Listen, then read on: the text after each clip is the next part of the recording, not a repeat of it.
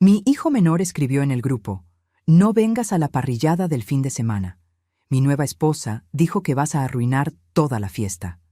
El resto de la familia llenó el chat de me gusta. Yo solo respondí: entendido. A la mañana siguiente, cuando mi hijo y su esposa entraron en mi oficina y me vieron, ella gritó: "¿Por qué? Déjame contarte lo que realmente pasó ese viernes por la tarde, cuando mi teléfono vibró con una notificación que me partió el alma en pedazos". Yo estaba en mi oficina revisando las facturas del mes. 68 años tengo, y todavía levanto mi negocio textil cada madrugada, como si tuviera 30. Las paredes de mi despacho están forradas con fotografías. Mis 3 hijos cuando eran niños. Mi esposo Ernesto, antes de que el cáncer se lo llevara hace 12 años. Y ese telar antiguo de mi abuela que me enseñó que con las manos y la voluntad se construye un imperio. El mensaje apareció en el grupo Familia Mendoza. 32 personas, 3 generaciones. Mi hijo Mateo, el más pequeño, el que siempre fue mi consentido, escribió sin anestesia: "Mamá, mejor no vengas a la parrillada del sábado. Valeria dice que tu presencia va a arruinar toda la fiesta. Ya sabes cómo se pone cuando las cosas no son como ella quiere". Sentí que el piso se abría bajo mis pies. Pero eso no fue lo peor. Lo peor fueron los corazoncitos azules que empezaron a aparecer debajo del mensaje. Rodrigo, mi hijo mayor, le dio me gusta. Sebastián, el de en medio, también. Y luego sus esposas. Y luego mis nueras. Y luego mis propios nietos. Conté cada reacción como si estuviera contando puñaladas. 17 me gusta al mensaje que me excluía de mi propia familia. No lloré. Cuando has levantado una empresa desde cero, cuando has enterrado al amor de tu vida y seguiste adelante, aprendes que las lágrimas se guardan para cuando nadie te vea. Solo escribí 2 palabras: entendido. Si quieres saber cómo una madre traicionada recupera su dignidad, suscríbete a este canal. Lo que viene te va a sorprender. Esa noche me quedé despierta mirando el techo de mi recámara. La casa estaba demasiado silenciosa. Antes, los viernes eran de tamales y café, con mis hijos llegando sin avisar, los nietos corriendo por el pasillo. Ahora solo había eco. Valeria. Ese nombre se repetía en mi cabeza como una canción que no puedes dejar de escuchar. Llegó a nuestras vidas hace 8 meses como un vendaval. Conoció a Mateo en un congreso de negocios, lo envolvió con su sonrisa perfecta y su ambición disfrazada de dulzura. Se casaron a los 3 meses. Yo tuve un mal presentimiento desde el principio, pero callé. Las madres siempre callamos cuando deberíamos gritar. Mateo cambió desde que se casó con ella. Mi hijo, que me llamaba cada mañana para preguntar cómo había dormido, empezó a mandarme mensajes fríos. Mi hijo, que venía a almorzar los domingos sin falta, comenzó a poner pretextos. Valeria tiene jaqueca. Valeria necesita que la acompañe a ver departamentos. Valeria, Valeria, Valeria. Yo construí este negocio textil con mis propias manos. Empecé vendiendo manteles bordados en el Tianguis de San Juan. Hoy tengo 50 empleados y facturo 2 millones de pesos al mes. Le pagué la universidad a Mateo, a Rodrigo, a Sebastián. Les compré sus departamentos. Les regalé sus primeros autos. Cuando Ernesto murió, fui yo quien mantuvo a flote esta familia mientras ellos lloraban en mi regazo. Y ahora me excluían de una parrillada como si fuera una desconocida incómoda. El sábado por la mañana me levanté temprano. Me preparé un café de olla bien cargado y me senté en la mesa del comedor con mi laptop. No iba a rogarles que me quisieran, eso nunca. Pero tampoco iba a quedarme de brazos cruzados viendo cómo me borraban de la historia que yo misma escribí. Abrí mi correo y marqué al licenciado Paredes, mi abogado de confianza desde hace 20 años. Necesito verte el lunes a primera hora. Es urgente. Él no preguntó. Solo confirmó: 8 de la mañana. Luego abrí la caja fuerte que tengo escondida detrás del cuadro de la Virgen de Guadalupe. Adentro están todos los documentos importantes: escrituras, testamentos, contratos, y también algo que guardé por intuición hace un mes, cuando empecé a notar que Valeria miraba mis cosas con ojos de tasadora. Había contratado a un investigador privado. Las madres tenemos un sexto sentido. Algo en la forma en que Valeria preguntaba sobre mis propiedades, en cómo calculaba con la mirada el valor de mi casa, me hizo desconfiar. El detective me entregó un expediente de 40 páginas. Lo leí completo esa mañana mientras mi familia festejaba sin mí.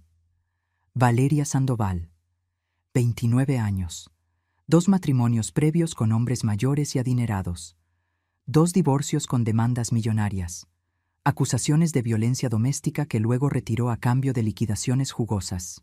Un patrón tan claro que daba miedo. Mi hijo no sabía nada de esto. Se había casado con una cazafortunas profesional y yo tenía las pruebas en mis manos, pero decidí no hacer nada todavía. Guardé el expediente. Llamé al licenciado Paredes nuevamente. Quiero modificar mi testamento y reorganizar todas mis propiedades. Necesito proteger lo que he construido. El domingo pasó lento. Ninguno de mis hijos me llamó para contarme cómo estuvo la parrillada. Ninguno preguntó cómo había pasado el fin de semana. El silencio dolía más que cualquier insulto. Pero algo había cambiado en mí. Ya no era la madre que esperaba migajas de cariño. Ahora era una mujer que sabía exactamente lo que valía. El lunes a las 8 de la mañana estaba firmando documentos en el despacho del licenciado Paredes, cuando escuché voces en la recepción. Era Mateo, y venía con Valeria. ¿Está mi mamá aquí? Necesitamos hablar con ella urgente. La secretaria los hizo pasar a mi oficina privada. Yo estaba sentada detrás de mi escritorio de caoba, con una pluma en la mano y una carpeta amarilla abierta frente a mí. Mateo entró sonriente, ajeno a todo. Pero Valeria vio los papeles notariales, el sello del abogado, mi expresión serena, y gritó, porque entendió antes que mi propio hijo que el juego había terminado. ¿Qué vio Valeria en esos documentos que la hizo gritar? Lo que viene después te va a dejar sin palabras. El grito de Valeria resonó en las paredes forradas de madera del despacho como el chillido de un animal acorralado. No fue un grito de sorpresa. Fue un grito de rabia pura, de alguien que ve cómo se le escapa entre los dedos algo que ya consideraba suyo. ¿Qué estás haciendo?, me preguntó con los ojos desorbitados, señalando los documentos sobre mi escritorio. Mateo la miró confundido, todavía sin entender nada. Mi hijo, mi bebé, parado ahí con su camisa de lino arrugada y esa expresión de cachorro perdido que siempre ponía cuando algo lo superaba. Yo no moví ni un músculo. Dejé que el silencio se instalara entre nosotros como un invitado incómodo.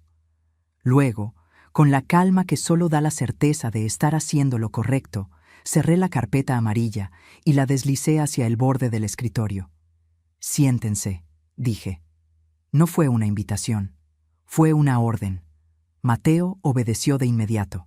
Valeria se quedó de pie, con los brazos cruzados y las uñas perfectamente pintadas de rojo clavándose en sus propios codos. Podía ver cómo le temblaba la mandíbula. «Mamá, venimos a pedirte un favor», comenzó Mateo, tratando de sonar casual, pero con esa voz temblorosa que usaba de niño cuando quebraba algo y trataba de ocultarlo.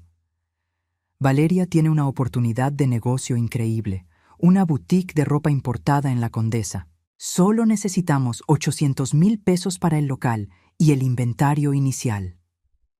Me recargué en el respaldo de mi silla. 800,000 pesos.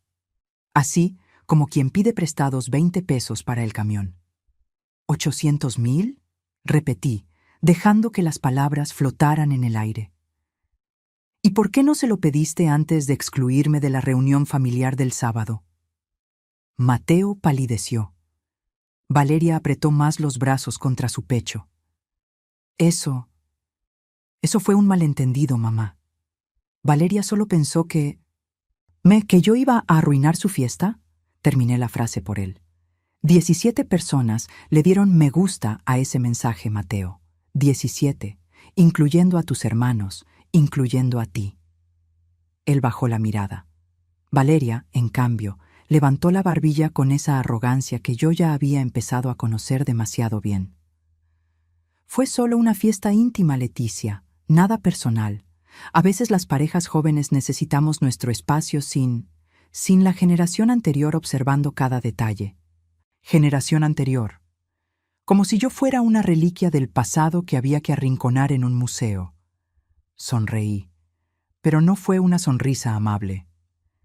Déjame contarte quién es esta generación anterior, Valeria. Me puse de pie y caminé hacia la ventana que daba a la calle Insurgentes. El tráfico de las 9 de la mañana fluía abajo como un río de metal y claxones. Hace 35 años yo vendía manteles bordados en el tianguis. Mi esposo Ernesto trabajaba 12 horas diarias como contador en una empresa que lo explotaba. Vivíamos en un departamento de 40 metros cuadrados en la colonia Narvarte. Me volteé para mirarlos. Mateo conocía esta historia, pero nunca la había escuchado con la atención que le estaba poniendo ahora.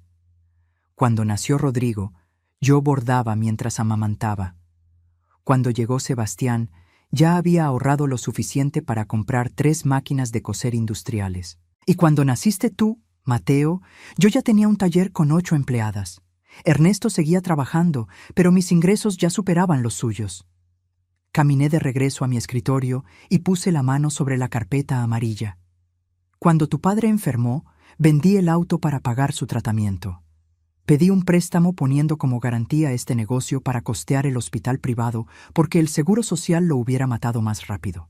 Y cuando murió, cuando ustedes 3 estaban destrozados llorando en su funeral, fui yo quien al día siguiente abrió el taller a las 6 de la mañana, porque teníamos pedidos que entregar y bocas que alimentar.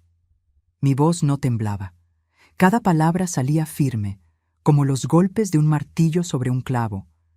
Le pagué la preparatoria privada a Rodrigo, la universidad a Sebastián. Y a ti, Mateo, no solo te pagué la carrera de administración en el TEC de Monterrey, también te compré tu departamento en la Roma Norte, el que ahora compartes con Valeria. Mateo abrió la boca, pero no salió ningún sonido. Ese departamento que vale 4 millones de pesos, continué, está a mi nombre, legalmente. Lo que te regalé fue el uso, no la propiedad. Igual que el departamento de Rodrigo en Polanco y el de Sebastián en Coyoacán. Igual que los 3 autos que les di. Todo está registrado como préstamos familiares con 0 intereses. Valeria dejó de respirar por un segundo. Vi cómo hacía las cuentas mentales, cómo calculaba cuánto dinero acababa de evaporarse de sus fantasías. «Mamá, yo no sabía», empezó Mateo. «Lo sé, hijo, porque nunca te preocupaste por preguntar, porque asumiste que todo lo que tienes te cayó del cielo». Me senté nuevamente y entrelacé las manos sobre el escritorio. «Y ahora vienes a pedirme 800,000 pesos después de dejarme claro que mi presencia es una molestia en tu vida». El silencio que siguió fue tan denso que podría cortarse con cuchillo. Valeria rompió ese silencio con veneno en la voz. «¿Y todo esto qué tiene que ver con los papeles que estabas firmando?» Abrí la carpeta amarilla. Dentro había documentos notariales con sellos oficiales y firmas frescas. Estaba reorganizando mi testamento y mis propiedades. Mateo se inclinó hacia adelante, con el pánico pintado en la cara. «¿Qué quiere decir eso?» «Quiere decir que después de lo que pasó el viernes, entendí que necesito proteger lo que he construido durante 40 años. Esta empresa, estas propiedades, este patrimonio, no pueden estar en manos de gente que me ve como un estorbo». Valeria explotó. «Esto es manipulación emocional. Estás usando el dinero para controlar a tu hijo». Me levanté tan rápido que mi silla rodó hacia atrás. Planté las manos sobre el escritorio y la miré directo a los ojos. «No, querida. Manipulación emocional es convencer a un hombre de que su madre sobra en su vida. Manipulación es aislar a alguien de su familia y luego venir con la mano extendida pidiendo dinero. Y lo peor de todo, Valeria». Abrí el cajón de mi escritorio y saqué otro folder, este más grueso. «Lo peor es creer que soy lo suficientemente tonta como para no investigarte». Dejé caer el expediente del detective privado sobre la mesa. El sonido fue como un trueno. 40 páginas de verdades que Mateo desconocía por completo. ¿Qué es eso?, preguntó mi hijo con un hilo de voz. Es el pasado de tu esposa, el que ella olvidó contarte antes de casarse contigo. Valeria dio un paso atrás. Por primera vez desde que la conocí, vi miedo real en sus ojos. Y yo supe que lo que venía después iba a romper a mi hijo en 1000 pedazos. Pero a veces, la verdad duele menos que vivir en una mentira. ¿Qué secretos escondía Valeria? Espera a ver lo que encontré. Mateo tomó el expediente con manos temblorosas. Vi cómo sus ojos recorrían la primera página, luego la segunda. Su rostro pasó del blanco al rojo y luego a un gris cenizo que me hizo querer abrazarlo como cuando era niño y se caía de la bicicleta. Pero ya no era un niño, y esto no era un rasguño en la rodilla. Valeria Sandoval Torres, leyó en voz alta, casi como si no creyera lo que estaba viendo. Primer matrimonio. Ingeniero Roberto Maldonado, 62 años, dueño de constructora. Duración del matrimonio, 11 meses. Demanda de divorcio por violencia psicológica. Acuerdo extrajudicial, 1.200.000 pesos más, un departamento en Guadalajara. La voz de Mateo se quebró. Valeria intentó arrebatarle el expediente, pero él se giró, protegiéndolo contra su pecho. Segundo matrimonio, continuó, y ahora sus palabras salían entrecortadas. Doctor Fernando Ávila, 58 años, cirujano plástico. Duración, 13 meses. Demanda por acoso y amenazas. Liquidación, 900.000 pesos y un automóvil BMW. Mateo levantó la vista hacia su esposa. Las lágrimas le brillaban en los ojos, pero no caían, como si su cuerpo se negara a procesar lo que acababa de descubrir. Dime que esto no es verdad. Valeria cambió de estrategia en un segundo. Su rostro se suavizó, sus ojos se llenaron de lágrimas perfectamente calculadas y extendió las manos hacia él con ese gesto de fragilidad que seguramente había perfeccionado con años de práctica. Amor, déjame explicarte. Esos hombres me lastimaron. Fui víctima de abuso, de manipulación. Escapé de esas relaciones porque temía por mi vida. El dinero fue lo único que pude recuperar después de todo lo que sufrí. Yo había visto suficientes telenovelas en mi vida para reconocer una actuación mediocre. Pero Mateo, mi pobre hijo enamorado, quería creer. Vi cómo su expresión se suavizaba, cómo su cerebro buscaba desesperadamente una explicación que hiciera que todo esto tuviera sentido. Así que intervine. Página 17, dije con voz firme. Léela completa. Mateo pasó las hojas con dedos torpes hasta encontrar la página indicada. Y lo que leyó ahí le arrancó hasta la última esperanza. Testimonio de la licenciada Patricia Ruiz, abogada del ingeniero Maldonado. Mi cliente nunca ejerció violencia contra la señora Sandoval. Las supuestas pruebas presentadas fueron mensajes de texto sacados de contexto y grabaciones editadas. Accedimos al acuerdo económico por recomendación legal para evitar un escándalo mediático que pudiera afectar la reputación de la constructora. Mateo siguió leyendo en silencio. Yo sabía lo que venía porque me había aprendido ese maldito expediente de memoria. Testimonios del personal doméstico que describían a Valeria provocando peleas, grabándolas en secreto, manipulando situaciones para después presentarse como víctima. Facturas de un curso online sobre estrategias legales en divorcios, que había tomado 6 meses antes de conocer a cada uno de sus esposos. Transferencias bancarias que mostraban un patrón: conseguir acceso a las cuentas, hacer compras excesivas, generar conflictos y luego demandar. Era una profesional, una depredadora con título universitario y manicura perfecta. Mateo, todo eso son mentiras de hombres despechados que no soportaban que una mujer los abandonara, intentó Valeria, pero su voz ya no sonaba convincente. Sonaba desesperada. Mi hijo dejó caer el expediente sobre el escritorio. Se quedó mirando al vacío, procesando cómo los últimos 8 meses de su vida habían sido una mentira cuidadosamente construida. Me dijiste que nunca habías estado casada, susurró. Me juraste que yo era tu primer gran amor. Amor, escúchame. Me mentiste. Por fin explotó. Mateo se puso de pie tan bruscamente que su silla cayó hacia atrás. Desde el primer día me mentiste. ¿Qué más? ¿Qué más de lo que me has dicho es mentira? Yo permanecí en silencio. No era mi momento para hablar. Era el momento de Mateo para despertar. Valeria intentó tocarlo, pero él retrocedió como si ella quemara. Entonces vi cómo cambiaba su máscara otra vez. Las lágrimas se secaron. La voz dulce desapareció. Y lo que quedó fue algo frío, calculador, real. Está bien, dijo con una risa amarga. ¿Quieres la verdad, Mateo? Sí, estuve casada antes. Sí, conseguí dinero de esos matrimonios. ¿Y sabes qué? Esos hombres podían pagarlo. Igual que tú, igual que tu familia. Sentí cómo se me helaba la sangre. Desde que te conocí supe exactamente quién eras. El hijo menor de una empresaria exitosa, el consentido, el que heredaría una fortuna. Tu madre tiene propiedades, un negocio, inversiones, y tú, como buen hijo obediente, ibas a compartir todo eso conmigo. Mateo retrocedió como si le hubieran dado una bofetada. Te enamoraste tan rápido, continuó Valeria con crueldad. Fue tan fácil.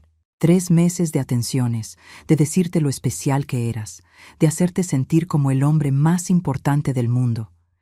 Y te casaste conmigo sin siquiera investigar quién era yo. Valeria, cállate, le advertí. Pero ella estaba desatada, sabía que todo estaba perdido y decidió quemar las naves. ¿Y sabes qué fue lo mejor? Que logré que alejaras a tu familia, especialmente a ella. Me señaló con desprecio. Porque sabía que tu madre era la única con cerebro suficiente para descubrirme. Por eso la pinté como la suegra controladora, la vieja entrometida que no podía soltar a su hijito. Mateo se llevó las manos a la cabeza.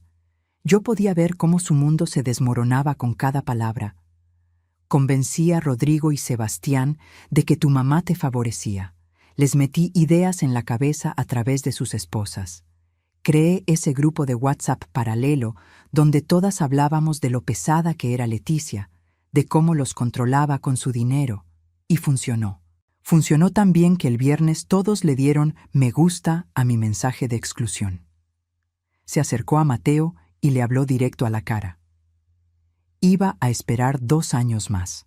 2 años para que tu madre te pusiera todo a tu nombre, para que nos heredara más. Y entonces te hubiera dejado, igual que a los otros 2, con una buena demanda, una buena liquidación y a buscar al siguiente. El silencio que siguió fue brutal. Mateo temblaba de pies a cabeza. Yo me mantuve firme detrás de mi escritorio, aunque por dentro quería despedazar a esa mujer con mis propias manos. «Fuera», dije finalmente. Mi voz sonó como hielo. «Sal de mi oficina ahora mismo o llamo a seguridad».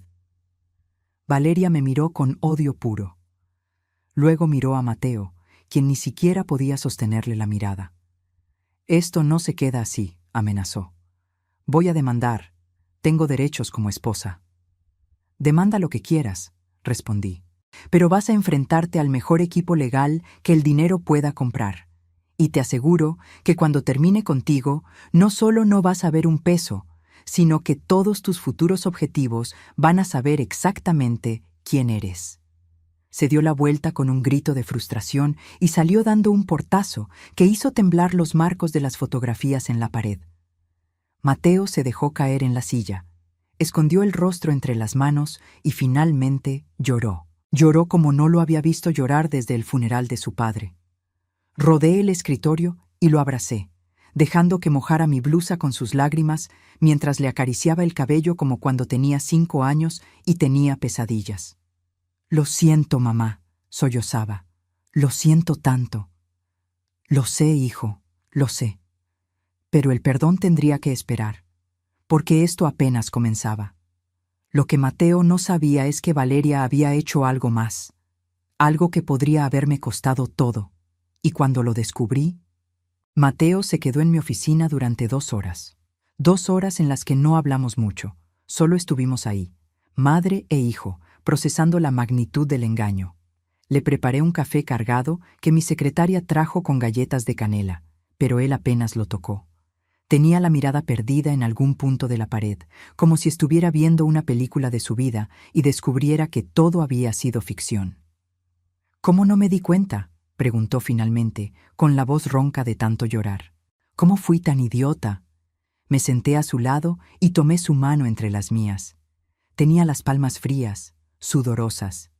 «El amor nos ciega, Mateo, y la gente como Valeria sabe exactamente cómo aprovecharse de eso.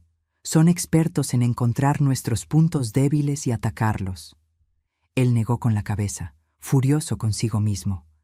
«Pero es que lo peor no es solo lo que me hizo a mí, mamá. Es lo que les hice a ustedes. A ti, a Rodrigo, a Sebastián». Se giró para mirarme con ojos enrojecidos. «Ese mensaje del viernes, yo le di me gusta. Aprobé que te excluyeran de tu propia familia». La herida todavía estaba fresca. No iba a mentirle diciendo que no me dolió. «Sí, lo hiciste». «¿Cómo empezó todo esto?», preguntó, más para sí mismo que para mí. «¿En qué momento dejé que esa mujer me convenciera de alejarme de ti?». Y ahí estaba la pregunta que yo también me había hecho 1000 veces en las últimas semanas. Porque la manipulación de Valeria no fue un evento súbito. Fue un proceso lento, meticuloso, como el óxido que carcome el metal gota a gota. «Empezó casi inmediatamente después de la boda», le dije. «¿Te acuerdas de aquel domingo que vinieron a comer? Yo había preparado tu mole favorito, el que lleva 22 ingredientes y me toma 2 días hacer». Mateo asintió vagamente. Valeria se sentó a la mesa y apenas probó bocado. Dijo que el mole le parecía muy pesado para su dieta. Pero lo dijo de tal manera que sonó como si yo estuviera tratando de envenenarla. Y tú, amor, tú la defendiste. Dijiste que yo debía ser más considerada con sus preferencias alimenticias. Vi cómo Mateo cerraba los ojos, recordando. «Luego estaba el tema de las llaves», continué. «Durante 30 años, mis 3 hijos tuvieron llave de esta casa. Entraban cuando querían. Era su hogar tanto como el mío. Pero Valeria te dijo que eso era invasivo, que una pareja casada necesitaba privacidad de la familia política. Y me devolviste tu llave». «Dios mío», murmuró él. Y estaba el grupo de WhatsApp. Valeria creó uno paralelo, ¿verdad? Uno donde yo no estaba. Ahí empezó a plantar sus semillas de veneno. Mateo levantó la vista bruscamente. «¿Cómo sabes eso?». Suspiré.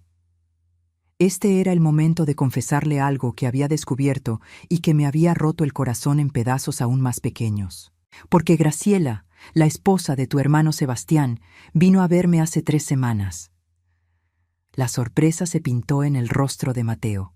Graciela siempre había sido la más noble de mis nueras, la que más tiempo llevaba en la familia, madre de mis 2 nietos mayores. Llegó un martes por la tarde, sin avisar. Se sentó en la sala de mi casa y se puso a llorar. Me dijo que tenía que contarme algo, porque ya no podía con la culpa. Me levanté y caminé hacia la ventana. El tráfico de la tarde empezaba a congestionarse.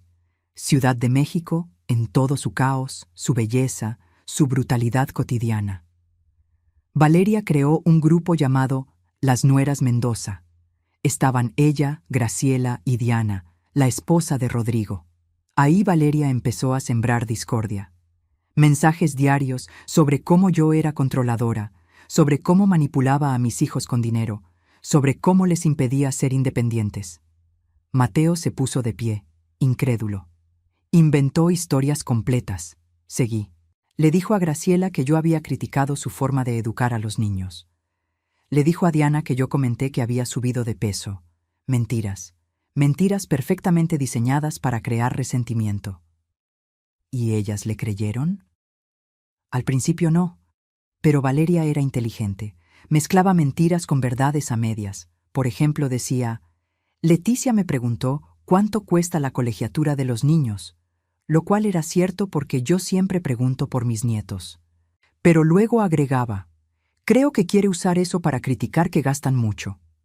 Y así, poquito a poco, fue envenenando la percepción que tus hermanos y sus esposas tenían de mí. Caminé de regreso hacia Mateo y le mostré mi teléfono. Tenía capturas de pantalla que Graciela me había enviado, sintiendo la culpa de haber participado en aquello. Mateo leyó mensaje tras mensaje. Valeria hablaba de mí como si fuera una villana de telenovela.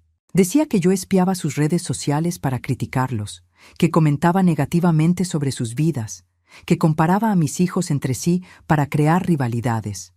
Cada acusación era más absurda que la anterior, pero repetidas suficientes veces, empezaron a hacer mella. Por eso Rodrigo dejó de llamarme, murmuré Mateo, conectando los puntos. Valeria le dijo que tú te quejabas de que él nunca te visitaba, cuando eso no era cierto. Exacto. Y por eso Sebastián empezó a mostrarse frío conmigo. Valeria inventó que yo había dicho que Graciela no era suficientemente buena para él.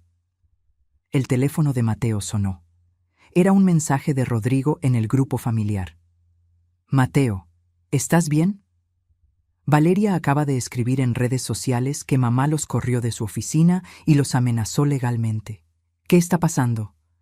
Mateo miró la pantalla y soltó una risa amarga. Hasta el final sigue manipulando. Tomó su teléfono y comenzó a escribir. No en el grupo familiar, sino en uno nuevo que creó en ese momento. Hermanos, necesitamos hablar. Los tres, urgente. Es sobre Valeria y sobre mamá, y sobre cómo nos dejamos engañar. Las respuestas llegaron casi inmediatas. Rodrigo.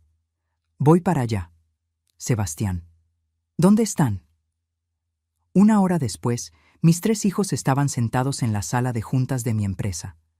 Rodrigo llegó directo de su consultorio de arquitectura, todavía con los planos enrollados bajo el brazo. Sebastián vino desde su oficina en Santa Fe, aflojándose la corbata apenas entró. Los tres se miraban entre sí con una mezcla de confusión y preocupación. Yo me quedé de pie frente a ellos, como tantas veces había estado durante reuniones de negocios. Pero esto no era negocios. Esto era familia. Mi familia, la que había construido con amor, sacrificio y 40 años de trabajo incansable. Gracias por venir, comencé. Sé que tienen preguntas.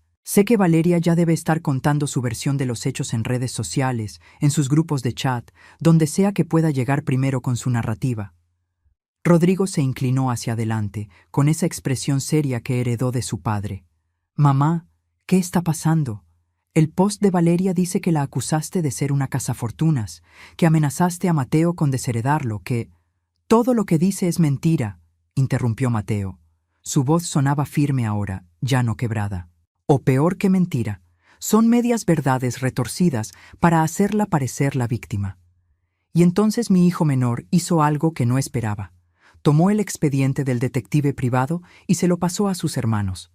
Lean esto, léanlo completo, y después hablamos.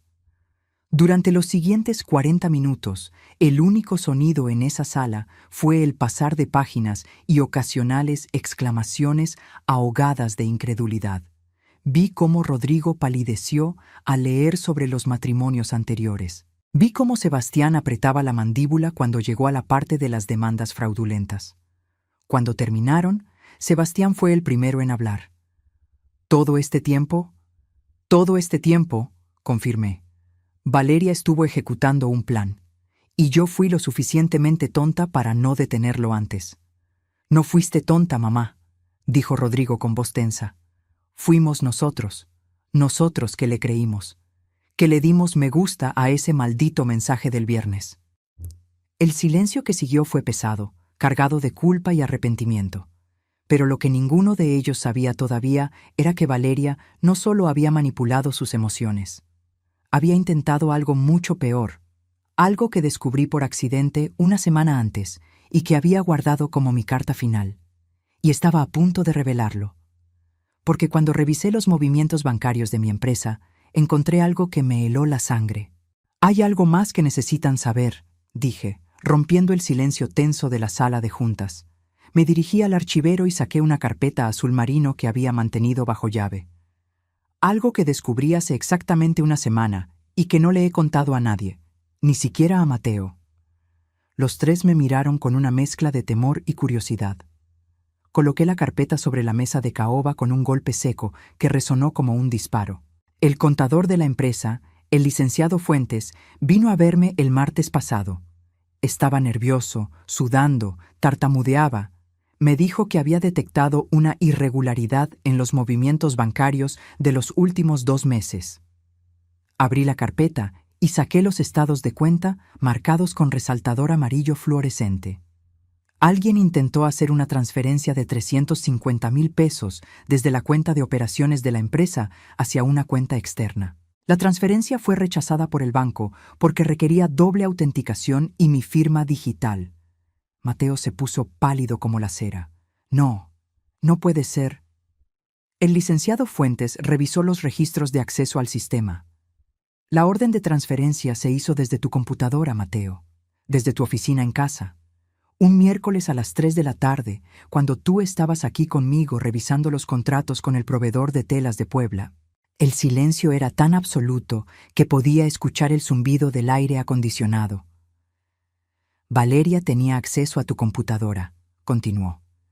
Tenía tus contraseñas y usó esa información para intentar robarle a esta empresa, a tu familia. Rodrigo soltó una maldición entre dientes. Sebastián se llevó las manos a la cabeza. Mateo simplemente se quedó mirando los documentos como si fueran una sentencia de muerte. La cuenta de destino, agregué, deslizando otro papel sobre la mesa, está registrada a nombre de una tal Mónica Sandoval, la hermana de Valeria que supuestamente vive en Monterrey y con quien ella dice tener una relación distante. O sea que lo tenía todo planeado, murmuró Sebastián.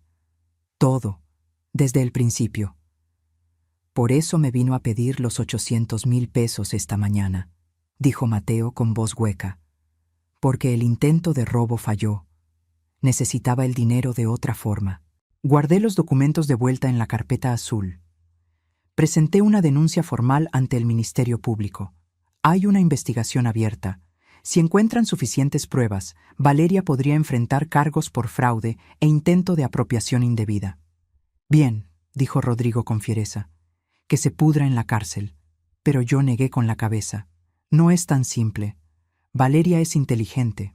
Puede alegar que Mateo le dio acceso a su computadora, que ella pensó que tenía autorización, que fue un malentendido. Tiene experiencia saliendo limpia de situaciones legales complicadas. Sus 2 exesposos pueden atestiguarlo. Me senté finalmente en mi silla, sintiendo de pronto todo el peso de mis 68 años sobre los hombros. Por eso los llamé hoy, porque necesito que entiendan la magnitud de lo que pasó. No fue solo una mujer manipuladora que se casó con Mateo. Fue una operación calculada para infiltrarse en esta familia, dividirnos y eventualmente saquearnos. Miré a cada uno de mis hijos con la firmeza que solo una madre puede tener. Y casi lo logra. Porque ustedes 3, mis hijos, los hombres que yo crié para ser fuertes, solidarios, unidos, le dieron me gusta a un mensaje que me excluía de una reunión familiar. ¿Saben cómo se sintió eso? Rodrigo bajó la mirada. Sebastián se mordió el labio. Mateo ya tenía lágrimas corriéndole por las mejillas otra vez. Se sintió como si todo lo que construí no hubiera servido de nada.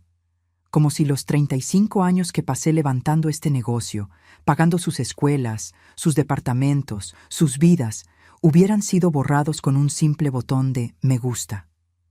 Mi voz se quebró al final. No lo pude evitar. Toda la rabia, el dolor, la decepción acumulada salió en esas palabras. Mamá, comenzó Rodrigo, pero levanté la mano para detenerlo. Déjenme terminar. Esa parrillada del sábado, esa fiesta a la que no fui invitada, no fue solo un evento social, fue el punto culminante de meses de manipulación. Valeria convenció a sus esposas de que yo era el problema. Las esposas convencieron a ustedes, y ustedes, mis hijos, decidieron que era más fácil excluir a su madre que confrontar a sus parejas. Yo traté de defender, murmuró Sebastián. Le dije a Graciela que me parecía mal, pero ella... ¿Ella qué? Lo interrumpí. ¿Te convenció con los argumentos que Valeria le metió en la cabeza? ¿O simplemente fue más cómodo ceder? Sebastián no respondió. No había respuesta posible. ¿Saben qué hice ese sábado? Pregunté, cambiando de tema. Me desperté temprano. Me arreglé como si fuera a salir. Me maquillé, me puse mi vestido de lino color vino, ese que Ernesto me regaló en nuestro aniversario número 20. Me peiné, me puse perfume. Los tres me miraban, confundidos por el cambio de dirección. Y luego me senté en la sala, sola, durante 6 horas, mirando las fotografías en las paredes. Ustedes de bebés, ustedes en sus graduaciones, Ernesto cargando a Rodrigo el día que nació, la foto de todos en Acapulco cuando Sebastián cumplió 10 años, Mateo con su primer premio de la escuela. Me limpié una lágrima que se escapó sin permiso. Y esperé a que alguno de ustedes cambiara de opinión, a que alguno me llamara para decir, «Mamá, esto está mal, ven a la parrillada». Pero mi teléfono nunca sonó. «Mamá, lo siento tanto», sollozó Mateo. Yo no sé cómo pude». A las 8 de la noche, continué, ignorando su interrupción, me cambié de ropa, me puse el pijama, me preparé un té de manzanilla y tomé una decisión. Abrí el cajón de mi escritorio y saqué otro documento. Este era el testamento modificado que había mencionado esa mañana. Decidí que si mi familia podía excluirme con tanta facilidad, entonces yo necesitaba proteger lo que había construido. No por venganza, no por rencor, sino por dignidad propia. Coloqué el documento sobre la mesa para que todos pudieran verlo. Este es mi nuevo testamento. Fue notariado el viernes en la tarde, 4 horas antes de que recibiera ese mensaje en el grupo familiar, porque yo ya sabía que algo malo venía. Una madre siempre sabe. Rodrigo tomó el documento con manos temblorosas y comenzó a leer. Vi cómo sus ojos se abrían cada vez más. Dice que todo va a una fundación. La Fundación Ernesto Mendoza para Educación Textil, confirmé. Becas para jóvenes de escasos recursos que quieran estudiar diseño, administración de empresas textiles o cualquier carrera relacionada con la industria. Todo el patrimonio, la empresa, las propiedades, las inversiones, todo. «Mamá, no puedes», empezó Sebastián, pero yo lo corté con una mirada. «Puedo», y lo hice. Los departamentos donde viven están registrados legalmente como préstamos familiares sin intereses. En el momento de mi muerte, esos préstamos vencen. Tendrán 90 días para comprar las propiedades a precio de mercado o desalojarlas. El shock en sus rostros era absoluto. Mateo parecía al borde del colapso. «Pero esto no tiene que ser definitivo», agregué, suavizando un poco el tono. «Este testamento puede modificarse, pero no será modificado por súplicas o por lágrimas. Será modificado cuando ustedes me demuestren que entienden el valor de la familia, del respeto, de la lealtad». Me puse de pie y caminé hacia la ventana. El atardecer pintaba el cielo de naranja y púrpura, hermoso y melancólico a la vez. Valeria los manipuló. Eso es cierto, pero ustedes se dejaron manipular. Y hay una diferencia. Ella es la villana de esta historia, pero ustedes no son víctimas inocentes. Son hombres adultos que tomaron decisiones que me lastimaron profundamente. Me volteé para enfrentarlos una última vez. Así que ahora viene la parte difícil. Mateo tiene que divorciarse y enfrentar las consecuencias legales de haberse casado con una estafadora. Rodrigo y Sebastián tienen que ir a casa y explicarles a sus esposas cómo las dejaron ser envenenadas por los chismes de una manipuladora. Y los tres tienen que decidir qué tipo de hijos, qué tipo de hombres quieren ser de ahora en adelante. Caminé hacia la puerta de la sala de juntas y la abrí. «Ahora váyanse. Todos. Procesen esto. Y cuando estén listos para una conversación real, una donde asuman responsabilidad completa por sus acciones, me llaman». «Mamá», intentó Rodrigo. «Váyanse», repetí, firme. Uno por uno salieron. Mateo fue el último. Se detuvo en el umbral y me miró con ojos destrozados. «¿Puedes perdonarme algún día?». Lo miré durante un largo momento. «El perdón no es algo que se da automáticamente, hijo. Es algo que se gana, día a día, con acciones, no con palabras». Él asintió y salió. Me quedé sola en esa sala de juntas, rodeada de documentos que probaban traición, manipulación y la fractura de mi familia, y por primera vez en muchos años me permití llorar. Pero eran lágrimas diferentes a las de antes. No eran lágrimas de derrota, eran lágrimas de liberación, porque finalmente había recuperado algo que había perdido sin darme cuenta, mi dignidad. Pero Valeria no iba a rendirse tan fácilmente. Lo que hizo después me obligó a mostrar de qué estoy hecha realmente. Pasaron 4 días de silencio absoluto. 4 días en los que mi teléfono permaneció mudo, sin mensajes de mis hijos, sin llamadas, sin señales de vida. Yo mantuve mi rutina. Llegaba a la empresa a las 7 de la mañana, revisaba los pedidos, supervisaba la producción, atendía a los clientes, como si nada hubiera pasado, como si mi mundo no se hubiera partido en dos. Pero las noches eran diferentes. Las noches me sentaba en el comedor de mi casa, ese comedor enorme con capacidad para 12 personas que ahora solo me albergaba a mí, y me preguntaba si había hecho lo correcto, si había sido demasiado dura, si debía llamarlos primero. Luego recordaba ese me gusta en el mensaje de exclusión y la duda se desvanecía. El jueves por la mañana, mi secretaria tocó la puerta de mi oficina con expresión preocupada. «Señora Mendoza, hay una persona que insiste en verla. No tiene cita». Le dije que necesitaba agendar, pero se negó a irse. Dice que es urgente. «¿Quién es?», pregunté sin levantar la vista de los contratos que estaba revisando. «Valeria Sandoval». La pluma se me resbaló de los dedos. Levanté la vista lentamente y miré a mi secretaria tratando de confirmar que había escuchado bien. «¿Valeria está aquí?» «En la sala de espera. Ha estado ahí por 40 minutos. Dice que no se va hasta hablar con usted». Sentí cómo la adrenalina empezaba a correr por mis venas. Después de todo lo que había pasado, después de haber sido desenmascarada, esa mujer tenía el descaro de presentarse en mi empresa. «Hazla pasar», dije finalmente, «y quédate cerca. Si escuchas gritos, llama a seguridad». Mi secretaria asintió y salió. Yo aproveché esos segundos para componerme. Me arreglé el collar de ámbar que había sido de mi abuela, ese que uso cuando necesito recordar de dónde vengo y de qué estoy hecha. Respiré profundo 3 veces y me preparé para la guerra. Valeria entró con paso firme, la cabeza en alto, vestida con un traje sastre negro que probablemente le costó más de lo que mis empleadas ganan en 2 meses.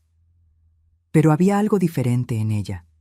Las ojeras bajo el maquillaje, las uñas que antes estaban perfectas ahora mordidas en las esquinas, los zapatos de tacón que no hacían juego con el bolso. Se estaba desmoronando. «Leticia», dijo, y su voz sonaba forzadamente amable. «Gracias por recibirme». «No te recibí por cortesía», respondí sin invitarla a sentarse. «Te recibí por curiosidad. Después de todo lo que pasó, ¿qué demonios haces aquí?» Ella tragó saliva. Por un momento vi un destello de la verdadera Valeria, la vulnerable, la asustada, pero se recompuso rápidamente. Vine a hablar, de mujer a mujer, sin abogados, sin Mateo, sin nadie más. ¿De qué podríamos hablar tú y yo? De un acuerdo. No pude evitar soltar una risa amarga. ¿Un acuerdo? ¿Tú la que intentó robarle a mi empresa? ¿La que manipuló a toda mi familia? ¿La que casi destruye la relación con mis hijos? ¿Quieres negociar? Valeria apretó su bolso con tanta fuerza que los nudillos se le pusieron blancos. «Mira, sé que cometí errores. Sé que las cosas se salieron de control. Pero no tiene que terminar así. Podemos llegar a un arreglo que nos beneficie a ambas». «Ilumíname», dije cruzándome de brazos. «¿Qué posible beneficio podría yo obtener de llegar a un acuerdo contigo?» Ella se sentó sin que yo la invitara, dejando caer el bolso en el sillón de cuero junto a ella. «Yo me voy. Desaparezco de la vida de Mateo, de tu vida, de la vida de toda la familia Mendoza. Firmo el divorcio sin pedir pensión, sin hacer escándalo, sin demandas. Me voy callada. ¿Y a cambio? 2 millones de pesos». La cifra flotó en el aire como una bofetada. 2 millones de pesos. El equivalente a lo que mi empresa genera en un mes de trabajo. El precio que esta mujer le ponía a su silencio. Me senté lentamente en mi silla, estudiándola con detenimiento. Era fascinante ver cómo operaba su cerebro. Incluso en derrota, incluso descubierta, seguía buscando formas de extraer dinero de la situación. 2 millones, repetí lentamente. ¿Y si me niego? Los ojos de Valeria se endurecieron. Entonces esto se pone feo, muy feo. Puedo ir a los medios y contar mi versión de la historia. La empresaria rica que abusa de su poder para destruir a la esposa de su hijo porque no la considera suficientemente buena. Puedo hacer que tu reputación, tu empresa, todo lo que has construido, se vaya al drenaje. Ya veo, dije con calma que no sentía. ¿Chantaje entonces? Lo llamo negociación inteligente. Me levanté de mi silla y caminé hacia el pequeño bar que tengo en mi oficina. Me serví un vaso de agua, tomándome mi tiempo, obligándola a esperar. Cada segundo de silencio aumentaba la tensión. Déjame contarte una historia, Valeria. Comencé finalmente, sin voltear a verla. Hace 35 años, cuando empecé este negocio, un proveedor trató de estafarme. Me vendió tela de baja calidad, haciéndola pasar por material premium. Yo era nueva, inexperta, él pensó que podía engañarme fácilmente. Me volteé y la miré directo a los ojos. ¿Sabes qué hice? Lo demandé. Me gasté el dinero que no tenía en abogados. Pasé noches sin dormir preparando el caso. Y gané. No solo recuperé mi dinero, sino que me aseguré de que todo el gremio textil supiera quién era ese hombre. Nunca volvió a trabajar en la industria. Caminé lentamente hacia ella, dejando que cada paso resonara en el piso de madera. Porque aprendí algo muy importante ese día. Cuando cedes ante el chantaje, cuando pagas por silencio, solo le estás enseñando al chantajista que funciona. Y van a volver. Una y otra vez. Me detuve frente a ella. Así que no, Valeria, no voy a darte ni un peso. Su rostro se transformó. La máscara de profesionalismo se desplomó y lo que quedó fue pura furia. Vas a arrepentirte de esto. Voy a destruirte. Voy a ir a cada periódico, a cada programa de televisión. Voy a contar cómo abusas de tus empleados, cómo maltratas a tu familia, cómo... ¿Cómo qué? La interrumpí. ¿Cómo protegí mi patrimonio de una estafadora profesional? ¿Cómo descubrí que intentaste robar 350,000 pesos de mi empresa? Porque tengo pruebas de todo eso, Valeria. Documentos, registros, testimonios. Saqué mi teléfono y le mostré la pantalla. Era un correo del licenciado Paredes. Mi abogado ya preparó una demanda por difamación preventiva. Si dices una sola mentira sobre mí o mi familia en cualquier medio, te vamos a demandar por cada peso que tengas. Y como sé que tienes bastante guardado de tus matrimonios anteriores, créeme que va a doler. Valeria se puso de pie bruscamente. Eres una bruja, una vieja amargada que no soporta ver a su hijo feliz. No, la corregí con voz de acero. Soy una madre que protege a su familia de depredadores como tú. Y soy una mujer de negocios que no se deja intimidar por amenazas vacías. Caminé hacia la puerta y la abrí de par en par. Ahora sal de mi oficina. Y si vuelvo a verte cerca de mí, de mis hijos o de mi empresa, la demanda por intento de fraude va directo a la fiscalía. ¿Entendiste? Valeria me miró con tanto odio que por un momento pensé que iba a atacarme físicamente. Sus manos temblaban, su respiración era agitada, todo su cuerpo vibraba de rabia contenida.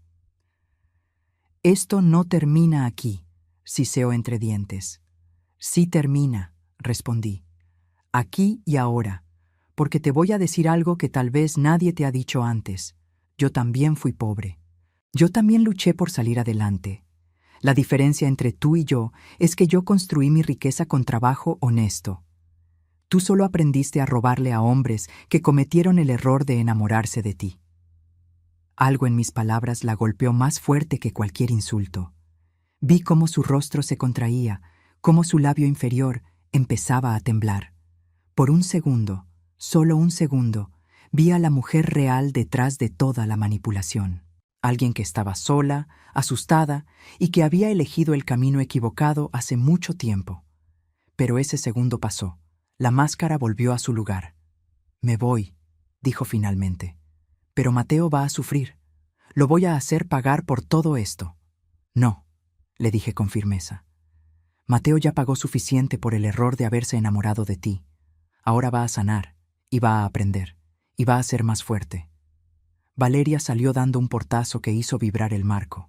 Yo me quedé parada ahí, con el corazón latiendo a 1000 por hora, las manos temblando de la descarga de adrenalina. Mi secretaria apareció en el umbral, con los ojos como platos. ¿Está bien, señora Mendoza? Estoy perfectamente, respondí, aunque mis piernas parecían de gelatina. ¿Podrías traerme un té de tila? Y llama al licenciado Paredes.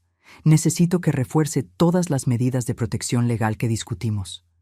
Ella asintió y desapareció. Yo volví a mi escritorio y me dejé caer en la silla. La confrontación había sido agotadora, pero necesaria. Porque Valeria necesitaba entender que yo no era una de sus víctimas anteriores. No era un hombre mayor enamorado que iba a ceder al chantaje por miedo al escándalo. Era una mujer que había construido un imperio desde cero y que no iba a permitir que nadie lo destruyera. Mi teléfono vibró. Era un mensaje de Mateo. «Mamá, Valeria acaba de llegar a la casa. Está empacando sus cosas. Está furiosa. ¿Qué pasó?» Mis dedos se movieron sobre el teclado. Vino a chantajearme. Se fue con las manos vacías. Cámbiale las cerraduras hoy mismo y no le abras la puerta nunca más. Su respuesta llegó inmediata. Ya llamé al cerrajero. Mamá, gracias por protegerme. Guardé el teléfono y miré por la ventana. El sol de mediodía brillaba sobre Ciudad de México, implacable y hermoso. Había ganado esta batalla, pero algo me decía que la guerra aún no terminaba. Y tenía razón, porque 3 días después, cuando pensaba que todo había acabado, recibí una llamada que cambió todo nuevamente. La llamada llegó el domingo a las 9 de la noche. Yo estaba en mi sala viendo una película antigua, una de esas de Pedro Infante que mi Ernesto adoraba, cuando el teléfono iluminó la penumbra. Número desconocido. Dudé en contestar, pero algo, esa intuición de madre que nunca falla, me hizo deslizar el dedo sobre la pantalla. «¿Señora Mendoza?» Era voz de mujer, joven, nerviosa. «¿Quién habla?» «Mi nombre es Fernanda Ávila. Soy la hija del doctor Fernando Ávila, el segundo esposo de Valeria Sandoval». Se me heló la sangre. Me senté derecha en el sofá, con todos los sentidos en alerta. «¿Cómo conseguiste mi número?» «Por internet. Busqué información sobre la familia Mendoza después de ver el post que Valeria publicó en redes sociales acusándola de abuso, y necesitaba advertirle». «¿Advertirme de qué?» Hubo una pausa. Escuché cómo respiraba profundo al otro lado de la línea, armándose de valor. «De que Valeria no va a detenerse. Nunca se detiene. Lo que le hizo a mi padre, lo que le está haciendo a su hijo, es exactamente lo mismo que ha hecho antes. Y va a seguir hasta destruirlos o hasta conseguir lo que quiere». Me levanté y caminé hacia la ventana. La calle estaba oscura, silenciosa, solo iluminada por faroles que parpadeaban. «Cuéntame», dije simplemente, y Fernanda habló durante 40 minutos sin parar. Me contó cómo Valeria conoció a su padre en una conferencia médica, cómo lo sedujo con atenciones constantes, cómo se casaron a los 4 meses. Me contó sobre las acusaciones de violencia que nunca existieron, sobre las grabaciones editadas para hacer parecer que el doctor gritaba, cuando en realidad solo estaba defendiéndose de ataques verbales. Me contó cómo Valeria aisló a su padre de sus amigos, de sus colegas, de su propia hija. «Mi papá era un hombre fuerte», dijo Fernanda con voz quebrada. «Cirujano exitoso, respetado, pero cuando ella terminó con él, estaba destruido. No solo económicamente, emocionalmente. Dejó de operar por 6 meses. Cayó en depresión. Yo tuve que internarlo en una clínica psiquiátrica». Cerré los ojos, sintiendo el peso de esas palabras. Después del divorcio, encontré un diario que ella había dejado olvidado en la casa. Ahí estaba todo escrito. Cómo planeaba cada pelea, cómo provocaba reacciones para grabarlas, cómo calculaba cuánto tiempo necesitaba estar casada para maximizar la liquidación. Era como leer el manual de operaciones de una estafadora profesional. ¿Todavía tienes ese diario?, pregunté, mi cerebro ya procesando las implicaciones legales. Sí, y se lo puedo enviar, pero llamo por otra razón más urgente. Su voz se volvió más tensa. Señora Mendoza, mi padre intentó suicidarse 3 semanas después de que el divorcio se finalizara. Se tomó un frasco completo de pastillas. Yo lo encontré a tiempo, pero estuvo en terapia intensiva 5 días. Sentí que las piernas me flaqueaban. Me apoyé contra la pared. Valeria lo había amenazado. Le dijo que si no le daba lo que pedía, iba a inventar que él había abusado sexualmente de ella, que iba a los medios, que destruiría su reputación médica, que se aseguraría de que nunca pudiera volver a operar. Mi papá prefirió morir antes que enfrentar esas mentiras. Dios mío, susurré, por eso la llamo, porque vi el post de Valeria sobre usted. Vi las amenazas veladas, el discurso de víctima, y reconocí el patrón. Está preparando el terreno para extorsionarla de nuevo, pero esta vez públicamente. Va a pintar una historia donde ella es la nuera maltratada y usted la suegra abusiva. Y la gente le va a creer porque es muy buena actuando. Mi mente trabajaba a toda velocidad, conectando puntos, anticipando movimientos. ¿Tu padre estaría dispuesto a testificar? ¿A contar su historia? Fernanda suspiró. Él está mejor ahora, rehizo su vida, se casó con una mujer maravillosa, pero todavía tiene pesadillas. No sé si tenga la fortalidad para revivir todo eso en un juicio. Entiendo. ¿Y tú? Yo sí. Yo testificaría. Tengo el diario, tengo correos electrónicos, tengo mensajes, tengo pruebas de todo. Tomé una decisión en ese momento, una que cambiaría el curso de todo lo que vendría después.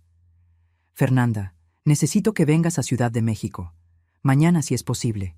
Trae todo lo que tengas, cada documento, cada prueba. Vamos a detener a Valeria antes de que destruya a alguien más. ¿En serio? Su voz se llenó de esperanza. ¿De verdad va a enfrentarla?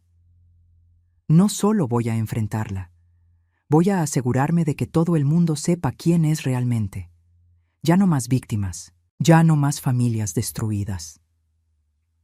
Colgamos después de coordinar los detalles. Me quedé parada junto a la ventana durante largo rato, mirando la noche, procesando todo. Al día siguiente, Fernanda llegó a mi oficina a las 10 de la mañana. Era una mujer de 30 años, delgada, con ojeras que hablaban de noches sin dormir y una determinación feroz en la mirada. Traía una caja de cartón llena de documentos. Esto es todo, dijo colocándola sobre mi escritorio. 5 años de evidencia de quién es realmente Valeria Sandoval. Pasamos las siguientes 4 horas revisando cada papel. El diario era perturbador, líneas escritas con letra pequeña y prolija, detallando cada manipulación como si fueran entradas contables. Provocar celos mencionando a paciente joven, exitoso. Grabar discusión sobre finanzas, editar para remover contexto. Amenazar con acusaciones públicas, incrementar presión. Era escalofriante ver la mente de Valeria funcionando en papel. Pero había más. Correos con su hermana Mónica discutiendo estrategias legales. Mensajes con una amiga donde se burlaba del viejo tonto que había caído en su trampa. Fotografías de Valeria en restaurantes caros mientras fingía ante el doctor Ávila que estaba en casa enferma. Mi padre le daba 50,000 pesos mensuales para gastos personales, explicó Fernanda señalando los estados de cuenta. Ella gastaba el doble y luego lo acusaba de ser tacaño, de no valorarla. Llamé al licenciado Paredes. Él llegó en 30 minutos con su asistente legal. Revisaron todo el material mientras Fernanda y yo tomábamos café que se enfriaba sin que lo tocáramos. Esto es oro legal, dijo finalmente el abogado. Con esto podemos no solo defender a Mateo en el divorcio, sino contrademandar por fraude matrimonial. Y si Valeria hace pública alguna acusación falsa, tenemos base para una demanda por difamación con daños punitivos que la van a dejar en la ruina. Quiero más que eso, dije con voz firme. Quiero que esto llegue a todos sus futuros objetivos. Quiero que cuando alguien busque su nombre en Internet, esto sea lo primero que encuentren. Fernanda me miró con gratitud, mezclada con algo que parecía venganza satisfecha. Mi padre nunca quiso hacer esto. Dijo que era mejor pasar la página, olvidar. Pero yo nunca pude olvidar verlo en esa cama de hospital, con tubos en los brazos, porque ella lo había llevado a ese punto. Le tomé la mano sobre la mesa. Ya no va a lastimar a nadie más. Te lo prometo. Esa tarde, el licenciado Paredes redactó un documento legal que era básicamente una bomba. Un expediente completo de la historia de Valeria Sandoval, respaldado por pruebas irrefutables, testimonios verificables y un patrón de comportamiento criminal que ningún juez podría ignorar. Pero antes de presentarlo oficialmente, hice algo más. Llamé a mis 3 hijos y les pedí que vinieran a mi casa esa noche. Los 3. Sin excusas, porque era hora de que supieran toda la verdad. Y era hora de que tomaran una decisión sobre qué tipo de familia queríamos ser. Preparé café y pan dulce, como hacía cuando mis hijos eran pequeños y venían a contarme sus problemas escolares. Coloqué las conchas, las orejas y los cuernos en el plato de cerámica pintada que Ernesto me regaló en nuestro primer aniversario. Mis manos temblaban ligeramente mientras organizaba las tazas sobre la mesa del comedor. Rodrigo llegó primero, puntual como siempre, todavía con su ropa de trabajo. Sebastián apareció 10 minutos después, aflojándose la corbata apenas entró. Mateo fue el último, con ojeras profundas y barba de 3 días que nunca se había dejado crecer antes. Los 3 se sentaron en silencio, mirándome con una mezcla de curiosidad y aprensión. «Gracias por venir», comencé, sirviéndoles café a cada uno. «Sé que han sido días difíciles para todos». «Mamá, Valeria se fue del departamento», dijo Mateo sin tocar su taza. Empacó todo en 2 horas y desapareció. No contesta mis llamadas. Sus redes sociales están llenas de posts sobre abuso familiar y suegras tóxicas, pero no me menciona directamente. Lo sé, he estado monitoreando sus redes. Tomé asiento en la cabecera de la mesa, en el lugar que siempre ocupó Ernesto. Pero hay algo que necesitan saber, algo que cambia toda la perspectiva de lo que vivimos. Coloqué la caja de cartón que Fernanda me había dejado sobre la mesa. Los 3 la miraron como si fuera una bomba a punto de explotar. Ayer recibí una llamada de la hija del segundo esposo de Valeria, el doctor Fernando Ávila, cirujano plástico de Guadalajara. Hice una pausa, dejando que la información se asentara. Esa mujer vino hasta aquí para advertirme y para darme esto. Saqué el diario de Valeria y lo coloqué sobre la mesa. La cubierta era de cuero negro, elegante, cara, como todo lo que Valeria elegía. Esto es el diario personal de Valeria. Lo olvidó en casa del doctor Ávila cuando se fue. Aquí está documentado cada paso de su plan para manipularlo, extorsionarlo y finalmente destruirlo. Rodrigo extendió la mano y tomó el diario con cautela, como si tocara algo contaminado. Comenzó a leer en voz alta, su voz cada vez más tensa con cada línea. Día 42. Fernando mencionó que su hija Fernanda va a heredar la clínica. Necesito sembrar dudas sobre su capacidad, sugerir que ella lo está manipulando, crear distancia entre ellos para tener acceso completo a las finanzas. Sebastián se inclinó para leer sobre el hombro de su hermano, su rostro empalideciendo. Día 87. Provocar peleas sobre sus horarios de trabajo. Grabar solo mi parte llorando, editar para que parezca que me grita. Estas grabaciones serán útiles en el divorcio. Mateo no se movió. Simplemente miraba el diario con expresión de horror absoluto. «Sigue leyendo», dije suavemente pero con firmeza. Rodrigo pasó varias páginas y se detuvo en una entrada que hizo que su mano temblara visiblemente. Día 120. Amenacé con acusarlo públicamente de abuso sexual si no acepta mis términos. Vi el miedo en sus ojos. Sabe que una acusación así, incluso falsa, destruiría su carrera. Los médicos no sobreviven a escándalos. Tengo todo el poder ahora. El silencio que siguió fue tan denso que podía sentirse físicamente. Rodrigo cerró el diario de golpe y lo empujó hacia el centro de la mesa como si quemara. Ese hombre intentó suicidarse 3 semanas después del divorcio, continué. Se tomó un frasco entero de pastillas. Su hija lo encontró a tiempo, pero estuvo en terapia intensiva 5 días. Mateo emitió un sonido ahogado, algo entre un sollozo y un gemido. Se llevó las manos a la cara. Yo me iba a casar con eso. Ya estaba casado con eso. Sí, confirmé. Y si no la hubiera investigado, si no hubiera actuado cuando lo hice, probablemente estarías en la misma posición que el doctor Ávila en 1 o 2 años más. Saqué más documentos de la caja. Las declaraciones bancarias, los correos con Mónica planeando estrategias, las capturas de pantalla de mensajes donde se burlaba de sus víctimas. El primer esposo, el ingeniero Maldonado, perdió contratos millonarios porque ella filtró información confidencial a la competencia durante su matrimonio. Tardó 3 años en recuperarse financieramente. Coloqué fotografías sobre la mesa. Valeria en restaurantes de lujo con otros hombres mientras estaba casada, recibos de tarjetas de crédito con compras excesivas, documentos de propiedades que intentó transferir a su nombre sin autorización. Pero eso no es todo, dije, sacando el último documento. Fernanda encontró esto en los archivos de su padre, un reporte de un investigador privado que el ingeniero Maldonado contrató después del divorcio. Rodrigo tomó el documento y comenzó a leer. Sus ojos se abrieron como platos. Dice aquí que Valeria tiene una cuenta bancaria en Panamá con más de 3 millones de pesos, dinero que acumuló de sus 2 matrimonios anteriores y que escondió durante los procesos legales. Exacto. Mientras lloraba pobreza ante los jueces, tenía una fortuna guardada en el extranjero. Sebastián finalmente habló, su voz cargada de ira contenida.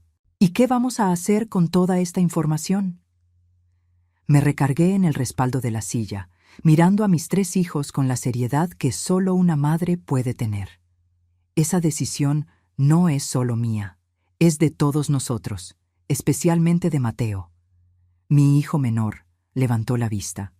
Sus ojos estaban rojos, hinchados, pero por primera vez en días vi algo más que desesperación en ellos. Vi determinación.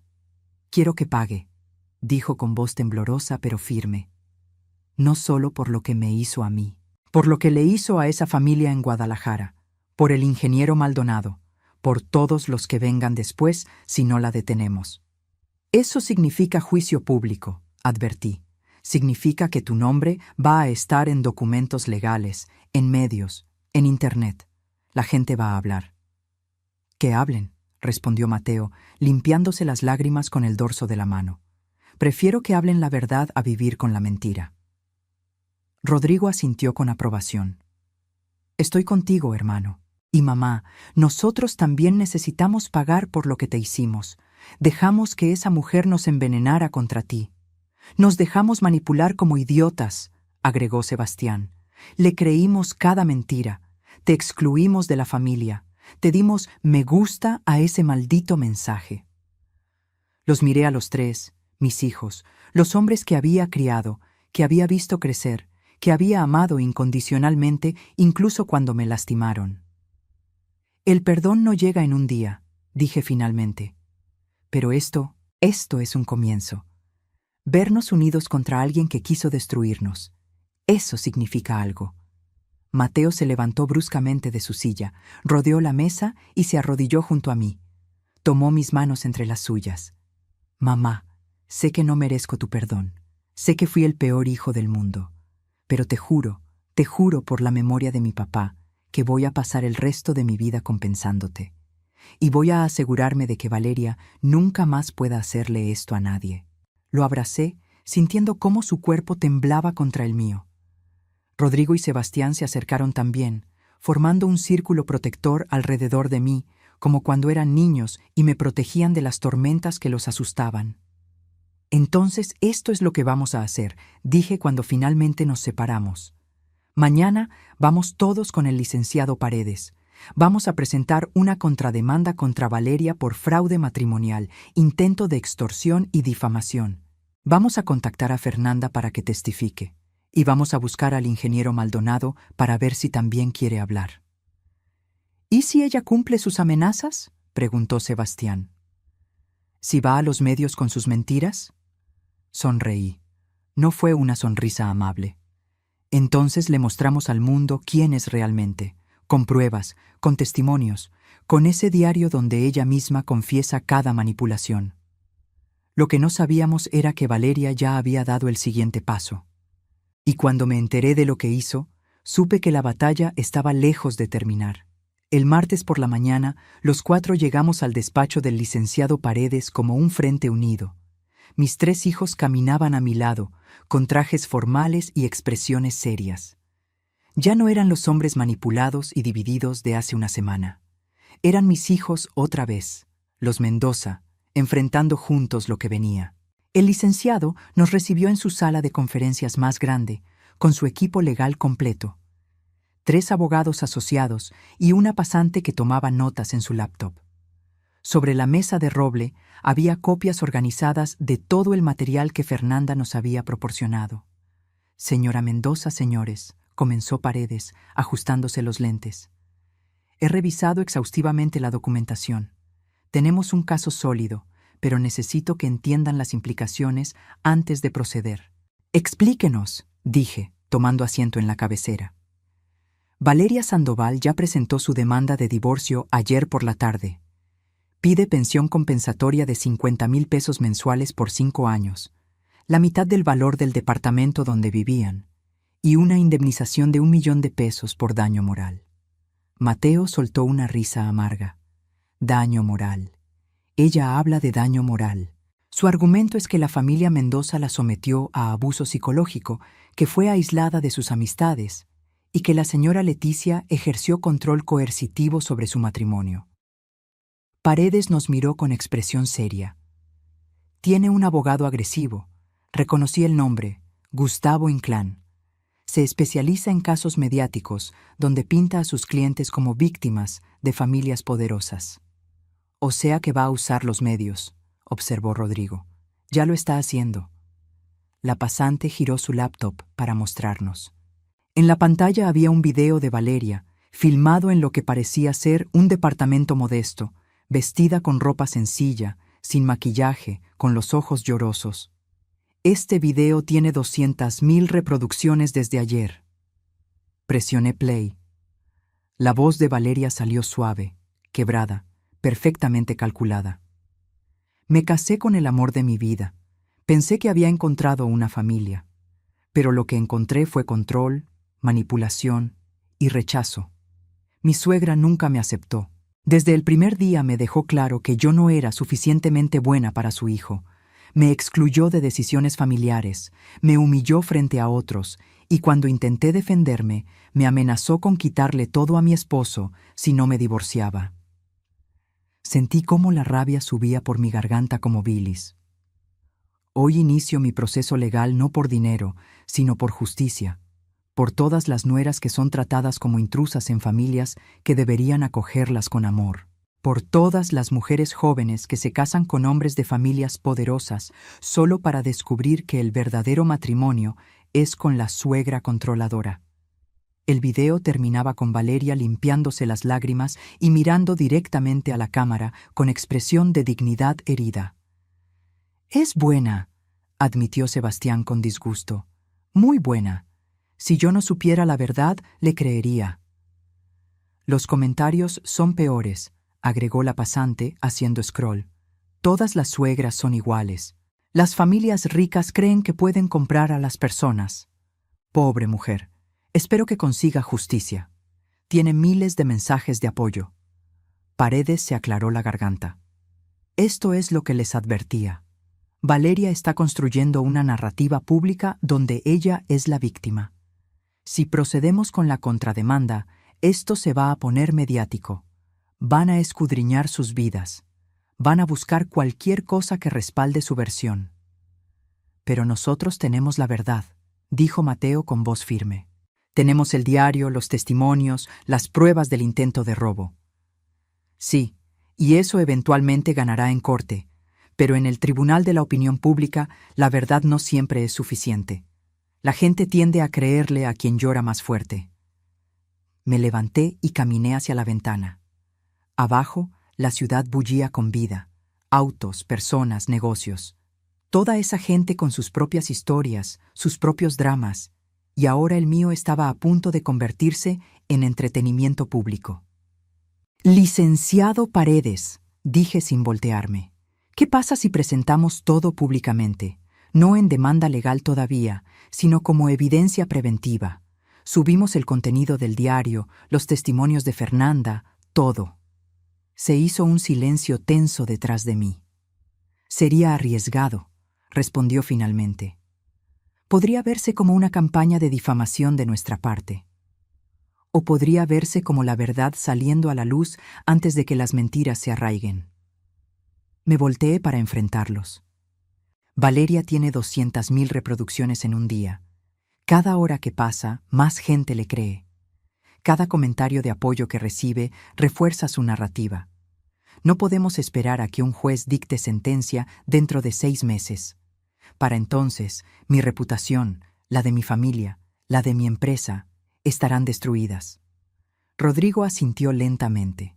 Mamá tiene razón. Esto no es solo una batalla legal, es una batalla de información. Pero tiene que hacerse bien, intervino Sebastián. No podemos parecer vengativos ni despiadados. Tenemos que presentar los hechos de manera que la gente saque sus propias conclusiones. La mente me funcionaba a toda velocidad, armando una estrategia como lo hacía cuando negociaba contratos difíciles con proveedores complicados. Necesitamos a Fernanda, dije. Su testimonio en video contando lo que su padre vivió. Necesitamos copias certificadas del diario de Valeria con traducción de grafólogo que confirme que es su letra. Y necesitamos los registros del intento de transferencia bancaria desde mi empresa. Yo puedo contactar al ingeniero Maldonado, ofreció Mateo. Si está dispuesto a hablar, su testimonio también ayudaría. Paredes se quitó los lentes y los limpió lentamente, un gesto que hacía cuando estaba procesando información compleja. Si vamos a hacer esto, necesitamos hacerlo de manera legal impecable.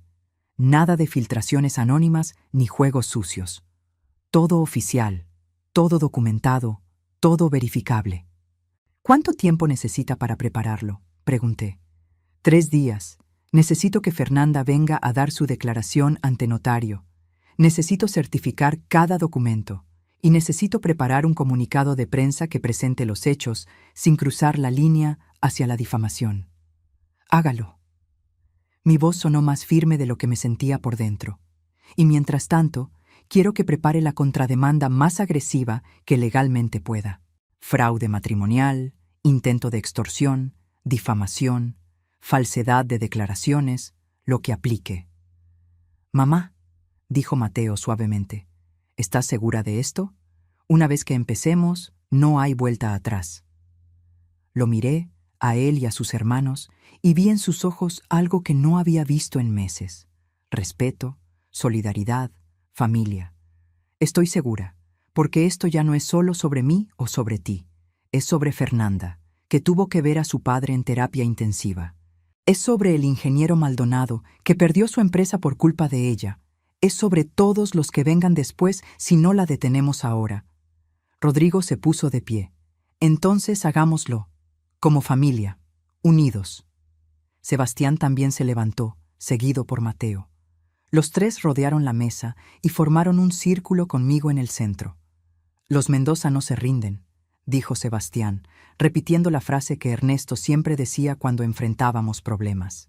Los Mendoza no se rinden, repetimos todos al unísono.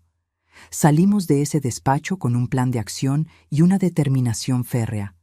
Pero mientras caminábamos hacia el estacionamiento, mi teléfono vibró con una notificación. Era un mensaje anónimo, sin número identificable. Pensé que eras más inteligente, Leticia. Ahora vas a descubrir lo que pasa cuando te metes con alguien que no tiene nada que perder. El mensaje incluía una fotografía. Era de mi casa, tomada esa misma mañana, con un círculo rojo marcando mi ventana del dormitorio. Mis manos empezaron a temblar. Mateo vio mi expresión y me quitó el teléfono. ¿Qué es? ¡Dios mío! Le mostró la imagen a sus hermanos. Nos está amenazando. ¿Sabe dónde vive mamá? Volvemos con Paredes, ordenó Rodrigo. Ahora mismo. Esto es acoso y amenazas. Necesitamos una orden de restricción inmediata. Pero mientras regresábamos al edificio, una certeza fría se instaló en mi pecho. Valeria había cruzado una línea. Ya no era solo una estafadora buscando dinero, era alguien peligroso, desesperado, capaz de cualquier cosa. Y yo acababa de descubrir hasta dónde estaba dispuesta a llegar para proteger su secreto. La orden de restricción se emitió en 48 horas. Valeria no podía acercarse a menos de 500 metros de mí, de mis hijos o de mi empresa. Instalé cámaras de seguridad en cada esquina de mi casa y contraté vigilancia privada. Mis hijos se turnaban para quedarse conmigo las noches, como si yo fuera la anciana frágil que necesitaba protección. Les dejaba hacerlo porque sabía que ellos necesitaban sentirse útiles, redimirse de alguna manera. Fernanda llegó el jueves y grabamos su testimonio en el despacho de Paredes. Lloró al recordar encontrar a su padre inconsciente en el piso del baño, al describir los meses de terapia psiquiátrica, las noches donde él despertaba gritando porque soñaba que Valeria cumplía sus amenazas. El video duraba 22 minutos y era devastador en su honestidad cruda. El ingeniero Maldonado, para mi sorpresa, también accedió a hablar.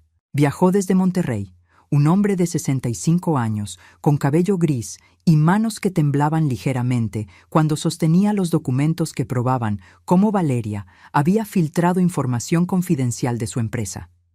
Había perdido 3 contratos millonarios, había tenido que despedir a 40 empleados, y su reputación en la industria de la construcción nunca se recuperó completamente.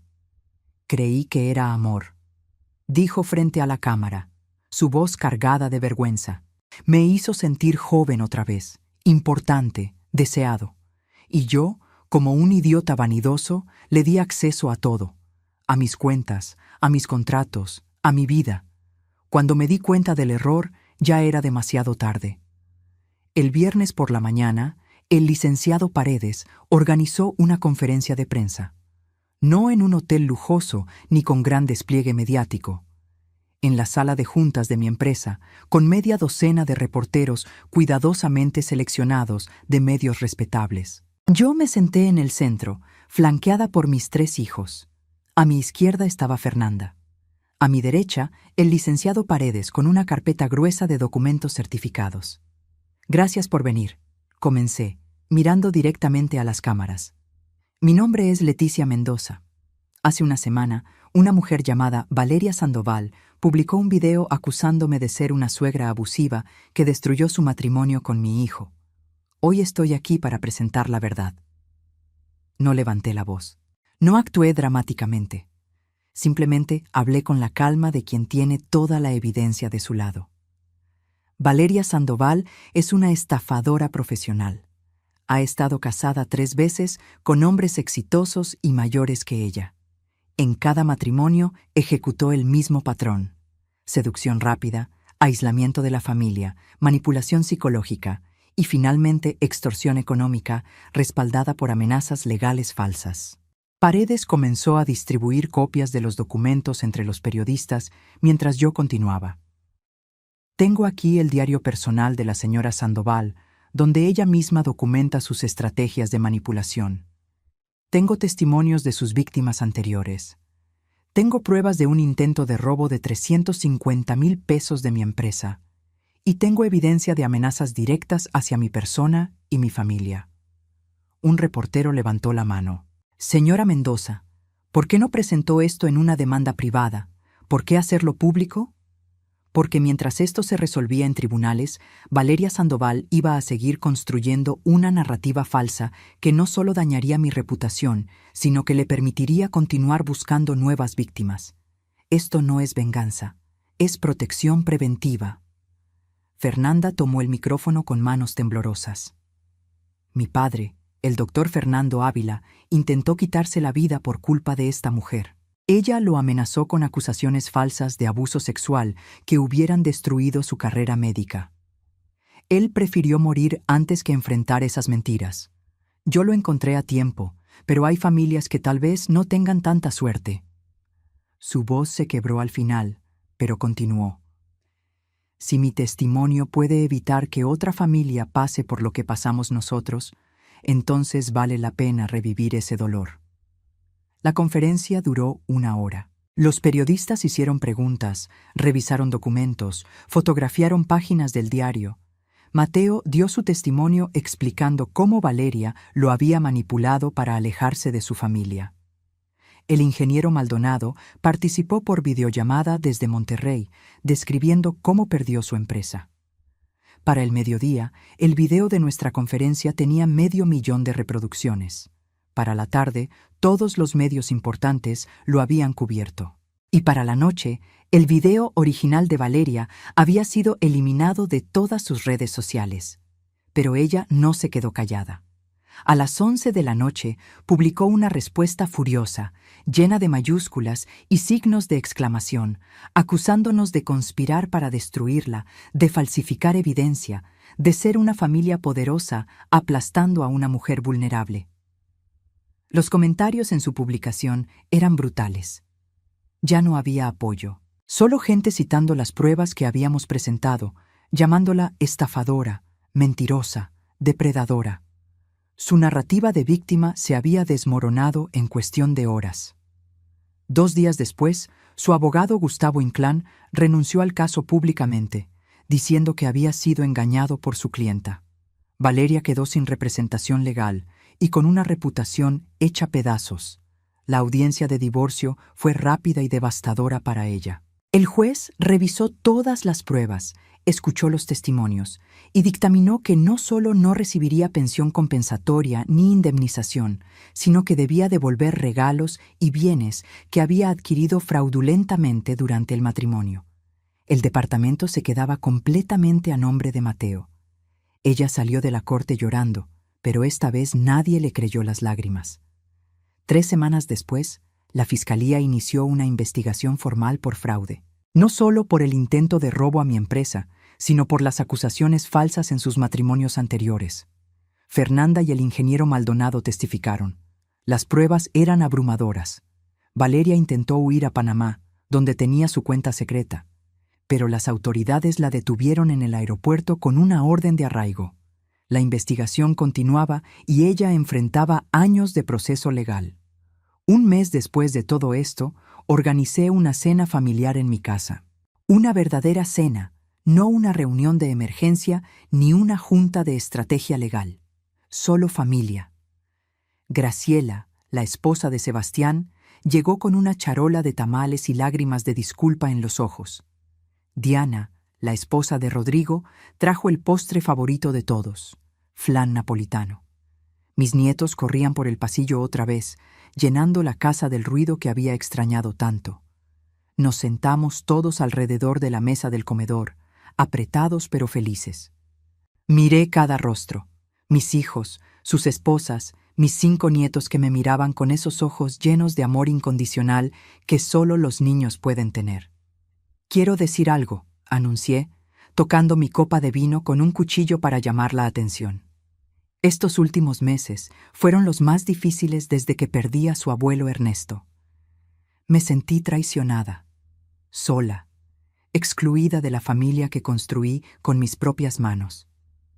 Vi cómo Mateo bajaba la mirada, cómo Rodrigo apretaba la mandíbula. Pero también aprendí algo importante. Aprendí que el amor familiar no significa nunca equivocarse. Significa tener el valor de reconocer los errores y el compromiso de enmendarlos. Ustedes se equivocaron. Yo también me equivoqué esperando demasiado tiempo para confrontar el problema. Saqué un sobre de mi bolsillo. Este es el testamento que modifiqué hace 1 mes, el que dejaba todo a una fundación. Lo sostuve en alto para que todos lo vieran. Hoy lo destruí. Encendí una vela en el centro de la mesa y acerqué la esquina del documento a la llama. El papel se quemó lentamente mientras todos observaban en silencio. Hice uno nuevo, uno que refleja lo que realmente quiero, que esta familia continúe unida, fuerte, cuidándose mutuamente. La empresa se dividirá equitativamente entre mis 3 hijos. Las propiedades se distribuirán de manera justa. Y sí, Habrá una fundación con el nombre de Ernesto, porque ese sueño sigue siendo importante. Las lágrimas corrían libremente por las mejillas de mis hijos ahora. Pero esto viene con condiciones, continué, mi voz firme. Reuniones familiares obligatorias cada domingo. Comunicación honesta siempre. Y nunca, jamás, volver a excluir a un miembro de esta familia basándose en chismes o manipulaciones de terceros. ¿Entendido? Entendido, respondieron todos al unísono, con voces quebradas pero firmes. Mateo se levantó y me abrazó tan fuerte que apenas podía respirar. Luego Rodrigo, luego Sebastián. Pronto todos estábamos en un abrazo grupal, llorando y riendo al mismo tiempo. Esa noche, después de que todos se fueron, me quedé sola limpiando la cocina. Encontré una fotografía vieja pegada con imán en el refrigerador. Ernesto y yo en nuestro 20º aniversario, sonriendo bajo un cielo estrellado en Acapulco. «Lo logramos, amor», le susurré a la fotografía. «Nuestra familia está bien. Está completa otra vez. Y por primera vez en meses, dormí toda la noche sin pesadillas, porque la verdadera riqueza nunca estuvo en mis propiedades ni en mi empresa.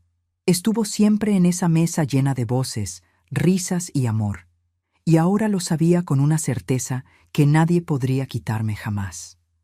Si esta historia tocó tu corazón, si reconociste en Leticia la fuerza de tu propia madre o abuela, déjame un comentario contándome desde dónde nos estás viendo. Dale like si crees que el respeto familiar no se negocia.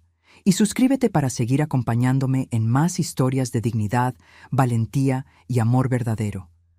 Porque todos merecemos familias que nos valoren, no que nos excluyan.